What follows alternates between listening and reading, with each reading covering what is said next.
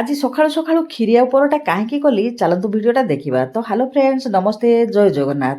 ସବୁ କାମ ସରିକି ଚାହା ଟିକେ ବସେଇଛି। ଝିଅ ଆସିକି କହିଲା, ବୋଉ ଆଜି ଟିକେ ଜଳଖିଆରେ ଖାଇବା ପାଇଁ କ୍ଷୀରି ଆଉ ପରଟା କରିଦେଉନ। ମୁଁ କହିଲି ନିଶ୍ଚୟ କରିଦେବା କ୍ଷୀରି ଆଉ ପରଟା। ଆଉ ଆଜି ଝିଅ ପାଖରେ ଥିଲା ଲାଷ୍ଟ ଦିନ। ଆଜି ମୁଁ ବାହାରି ପଡ଼ିବି ଗାଁକୁ ଯିବା ପାଇଁ, ସେଥିପାଇଁ ତିଆରି କରିଦେଲି କ୍ଷୀରି ଆଉ ପରଟା। ସମସ୍ତେ ଖାଇଦେଲୁ ଜଳଖିଆରେ। ଜଳଖିଆଟି ଖାଇସାରିଲା ପରେ ଲାଗି ପଡ଼ିଲି ରୋଷେଇ ଦେହରେ।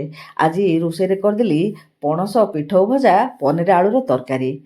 ରୋଷେଇଟି ସରିଲା ପରେ ସମସ୍ତେ ଖାଇଦେଲୁ। ଖାଇସାରିଲା ପରେ ବେଗପତ୍ର ସଜଡ଼ା ସଜଡ଼ି କଲୁ।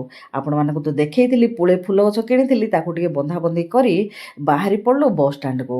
ବସ୍ଷ୍ଟାଣ୍ଡକୁ ଆସି ପିଲାମାନେ ମୋତେ ବସେଇଦେଲେ ବସ୍ରେ।